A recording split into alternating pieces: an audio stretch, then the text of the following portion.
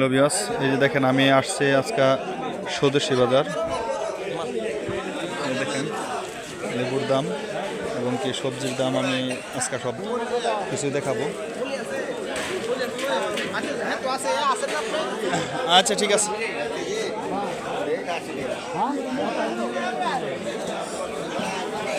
দেখেন আমি শসার দামটা আমি আজকে শসা কত করে ভাই?